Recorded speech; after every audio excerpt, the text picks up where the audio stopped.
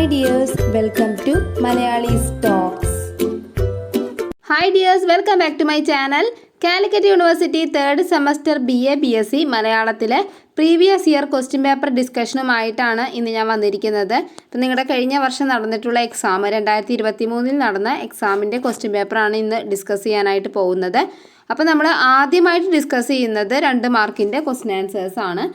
ഈ question paper discussion 2 പാർട്ടായിട്ടാണ് ഇടുന്നത്. ഇത് ഒന്നാമത്തെ പാർട്ട് വീഡിയോ. ഇതിൽ 2 മാർക്കിൻ്റെ ക്വസ്റ്റ്യൻ ആൻസേഴ്സ് മാത്രമാണ് ഡിസ്കസ് ചെയ്യുന്നത്. ബാക്കിയുള്ള 5 മാർക്കിൻ്റെയും 10 മാർക്കിൻ്റെയും ക്വസ്റ്റ്യൻ ആൻസേഴ്സ് ഞാൻ രണ്ടാമത്തെ പാർട്ട് വീഡിയോയിൽ അപ്ലോഡ് ചെയ്യുന്നതാണ്. ഇടയ്ക്ക് വെച്ച് ആരും സ്കിപ്പ് ചെയ്യരുത് കേട്ടോ. അങ്ങനെ സ്കിപ്പ് ചെയ്ത് കഴിഞ്ഞാൽ നിങ്ങൾക്ക് ഉത്തരങ്ങളൊന്നും മനസ്സിലാവില്ല. അതുകൊണ്ടാണ്. അപ്പോൾ എല്ലാവരും ചാനൽ ഒന്ന് സബ്സ്ക്രൈബ് ചെയ്തിട്ട് ക്ലാസ്സുകൾ കേൾക്കുക. ഇനി നമുക്ക് ക്വസ്റ്റ്യൻ പേപ്പർ ഡിസ്കഷനിലേക്ക് കടക്കാം. ക്വസ്റ്റ്യൻസ് കുറച്ച് ക്ലാരിറ്റി കുറവുണ്ടാവും, നിങ്ങൾക്ക് വായിക്കാൻ ചിലപ്പോൾ പറ്റിയെന്ന് വരില്ല. അപ്പോൾ ഇതിൻ്റെ PDF ഞാൻ ടെലഗ്രാം ചാനലിൽ അപ്ലോഡ് ചെയ്യുന്നുണ്ട്, ലിങ്ക് ഡിസ്ക്രിപ്ഷനിൽ കൊടുക്കാം കേട്ടോ. ഒന്നാമത്തെ ചോദ്യം, അജ്ഞാത പ്രപഞ്ച സൗന്ദര്യം ആവാഹിക്കുന്ന മനസ്സ് നഷ്ടപ്പെട്ട കാവ്യ കലായോഗി ആരെക്കുറിച്ചുള്ള പരാമർശം സന്ദർഭം എഴുതുക. ഈ ചോദ്യം വന്നിരിക്കുന്നത് P. കുഞ്ഞിരാമൻ നായരുടെ കവിയുടെ കാൽപ്പാടുകൾ എന്ന കൃതിയിലെ പുഷ്പഗോപുരം എന്ന അധ്യായത്തിൽ നിന്നാണ്. അപ്പോൾ ഈ അധ്യായത്തിലെ ഭാഗം എന്ന് പറയുന്നത് നാട്ടിലേക്കുള്ള മടക്കയാത്രയിൽ കവിയെ കുയിൽ സമാധാനിപ്പിക്കുന്നതാണ്. ആ വാക്കുകളാണ് ഇവിടെ കൊടുത്തിരിക്കുന്നത്. അദ്ദേഹത്തിൻ്റെ മാനസികമായ ദുഃഖങ്ങളിൽ നിന്നും കവിയെ മോചിപ്പിക്കാനുള്ള വാക്കുകളാണ് ഇവിടെ പറഞ്ഞിരിക്കുന്നത്. രണ്ടാമത്തെ ചോദ്യം, ഗൗരികുണ്ട് സ്ഥലകാല സവിശേഷതകൾ കുറിക്കുക. ഹിമവാന്റെ മുകൾ തട്ടിൽ എന്ന യാത്രാവിവരണത്തിൽ നിന്ന് വന്ന ചോദ്യമാണിത്. അപ്പോൾ ആ ഒരു ഗൗരികുണ്ട് എന്ന് പറയുന്ന ആ ഒരു ഉഷ്ണജല പ്രവാഹം ഉണ്ടല്ലോ, അതിനെ കുറിച്ചിട്ട് പറയാനാണ് പറഞ്ഞിരിക്കുന്നത്. അപ്പോൾ ഈ ഒരു ഗൗരികുണ്ട് ഉള്ളത് മന്ദാകിനി നദിക്ക് സമീപമാണ്. 10 അടി നീളം, 10 അടി വീതി, ചൂട് ആവി പറക്കുന്ന ജലമാണത്. പാർവതി ദേവിയുടെ കുളിക്കടവാണ് എന്നൊരു ഐതിഹ്യം കൂടി ഇതിനുണ്ട്. ടിബറ്റൻ വാസ്തു ശില്പശൈലിയിലെ ദേവാലയം എന്നുകൂടി ഇതിൽ എടുത്ത് ചേർക്കപ്പെട്ടിട്ടുണ്ട്.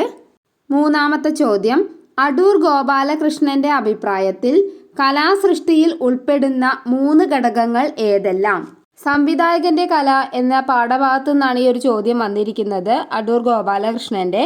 ഇവിടെ 3 ഘടകങ്ങളാണുള്ളത്: പ്രചോദനം, പ്രയോഗം, പ്രകാശനം. പ്രചോദനം ചലച്ചിത്ര സൃഷ്ടിക്കുള്ള പ്രചോദന മേഖലകൾ ചലച്ചിത്ര സാഹിത്യ സൃഷ്ടിയാകാം, അല്ലെങ്കിൽ നേരിട്ടുള്ള അനുഭവമാകാം, ഇതൊക്കെ ഉൾപ്പെടുന്നതാണ്. പ്രയോഗം എന്ന് പറയുന്നത് ചലച്ചിത്ര നിർമ്മാണത്തിൻ്റെ ഒരു ഘടകമാണ്. പ്രകാശനം എന്ന് പറയുന്നത് പ്രകാശനം പ്രേക്ഷകരിലേക്ക് എത്തുന്ന ഒരു ഘടകമാണ്.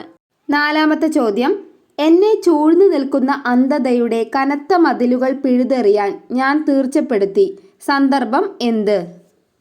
VT ഭട്ടതിരിപ്പാടിൻ്റെ കണ്ണീരും കിനാവും എന്ന ആത്മകഥയിലെ കെടാത്ത തീനാളങ്ങൾ എന്ന പാഠഭാഗത്തു നിന്ന് വന്ന ചോദ്യമാണിത്. കേരളത്തിലെ സാമുദായിക നവോത്ഥാന മുന്നേറ്റത്തിനൊപ്പം ഭാഗമാകാൻ ആഗ്രഹിക്കുന്ന VT ഭട്ടതിരിപ്പാടിൻ്റെ ചിന്തയാണ് ഇവിടെ കൊടുത്തിരിക്കുന്നത്.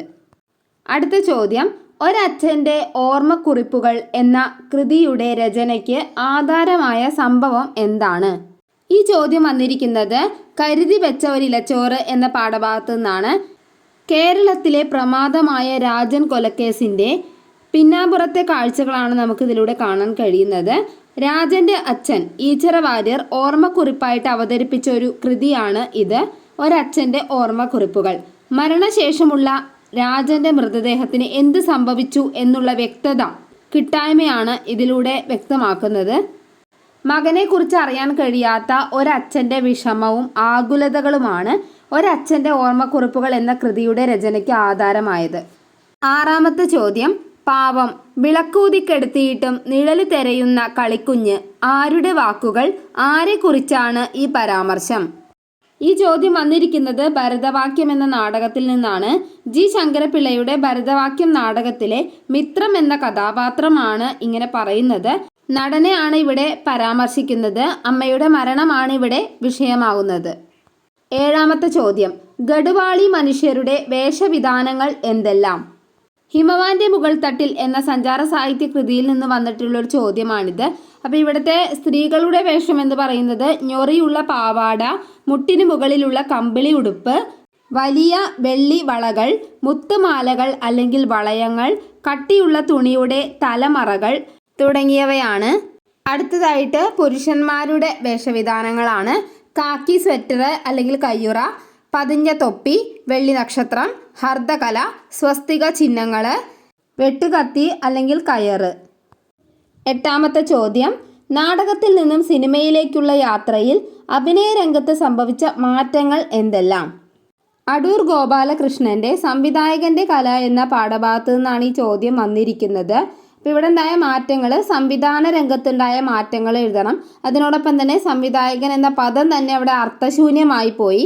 സാങ്കേതികപരമായിട്ടുള്ള മാറ്റങ്ങൾ, പ്രക്ഷേപണ രീതി തുടങ്ങിയവയിലൊക്കെ ഉണ്ടായ മാറ്റങ്ങൾ തുടങ്ങിയ കാര്യങ്ങളൊക്കെ നമുക്ക് ഈ ഒരു ചോദ്യത്തിൻ്റെ ഉത്തരമായിട്ട് എഴുതാം.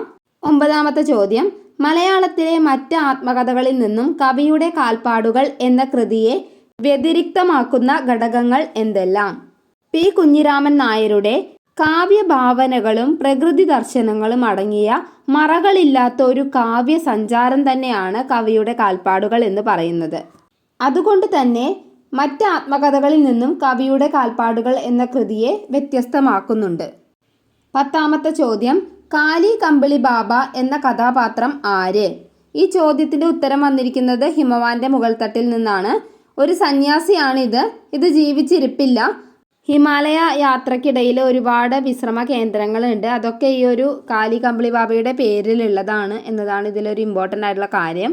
11ാമത്തെ ചോദ്യം, പെരുന്തച്ഛനും മകനും തമ്മിലുള്ള അന്തസംഘർഷം തിരക്കഥയിൽ MT എങ്ങനെ അടയാളപ്പെടുത്തുന്നു?